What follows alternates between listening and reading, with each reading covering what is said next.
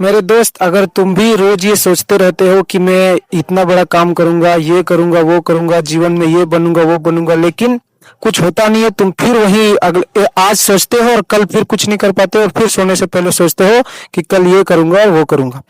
तो ऐसा क्या है जिसके कारण से तुम सिर्फ सोच रहे हो और कर कुछ नहीं पा रहे हो? आज मैं तुम्हें बताता हूँ एक छोटी सी कहानी।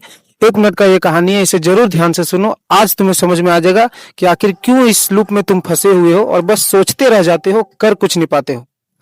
तो दोस्तों, एक छोटा सा गांव था जिसका नाम समस्तीपुर था। उसमें शमशेर नाम का एक लड़का रहता था। उस गांव में सभी लोग खेती करते थे, बहुत अच्छी खेती करते थे और फसल उगाते थे और उसी से उन लोगों का जीवन पालन होता था। लेकिन जो शमशेर नाम का लड़का था वो बोलता था कि देखिएगा चाचा, एक दिन मैं इस गांव का सबसे बड़ा किसान बनूंगा, सबसे ज्यादा खेती करूंगा और सबसे ज्यादा धान में ही उगाऊंगा। ऐसा वो बस बोलता था और जाके मोबाइल देखता था और सोता था, बैठता था, बातें करता था, लेकिन बातें बड़ी बड़ी हमेशा करता था, बहुत बड़ी बड़ी बातें कि 10 ट्रक में मेरा माल लोडिंग होगा, 10 10 20 20 ट्रक रहेगा मेरे पास, ऐसे बहुत बड़ी बड़ी बातें।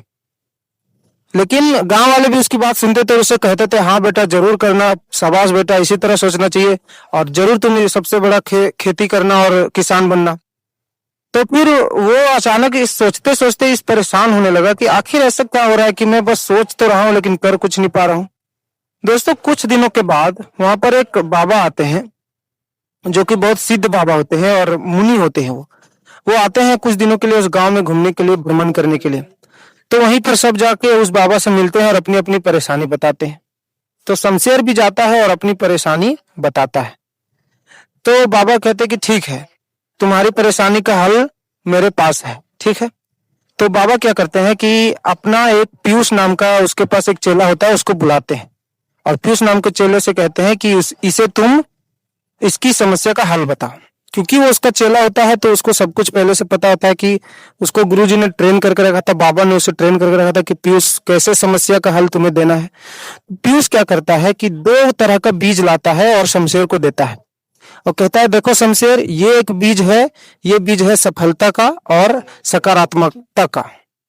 एक बीज है जिसका नाम है सफलता और सकारात्मक का, और दूसरा बीज जिसका नाम था आलस। ये 2 बीज वो उसे देता है और कहता है कि जाओ शमशेर, ये 2 बीज तुम बो देना और फिर तुम्हें क्या करना है कि इसमें पानी देना है, समय समय पे पानी देना है, इसका रक्षा करना है और इसका ध्यान रखना है, हवा पानी से बचाना है। और फिर 1 महीने बाद तुम मेरे पास आना और बताना कि ये पेड़ का फल तुम्हें कैसे मिला, या पेड़ कैसे तुम्हें होगा, या ये इस बीज का हुआ क्या। तो शमशेर ने क्या किया, घर गया और वो जो बीज था दोनों, उस बीज को बस रख दिया, सोचा कि हाँ हाँ करेंगे ना। फिर उसी लूप में फंसा है, फिर से मोबाइल देख रहा है, खेल रहा है, कूद रहा है, कुछ नहीं सोच रहा है, बस बिजी है अपने काम में और उसको भूल गया। फिर कुछ दिनों के बाद उसे अचानक याद आया कि अरे गुरु जी के चेले ने तो मुझे दिया था, पीयूष जी ने मुझे दिया था ये 2 बीज, वो बीज मुझे बोना चाहिए। वो गया, दोनों बीज को बो दिया और अलग अलग खेत में बो दिया और वापस घर चला आया।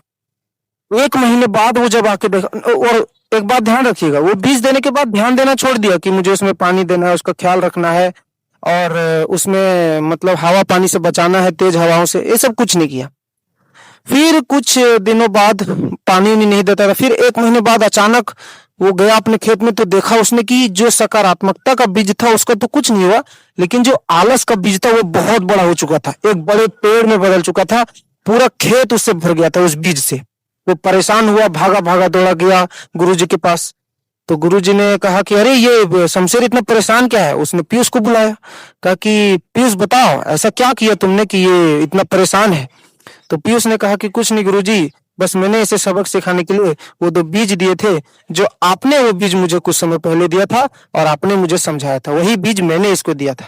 दोस्तों, फिर गुरुजी उस शमशेर को समझाते हैं कि देखो शमशेर, तुमने सकारात्मकता का बीज और सफलता का बीज भी बोया और एक तरफ दूसरे खेत में आलस का बीज भी बोया।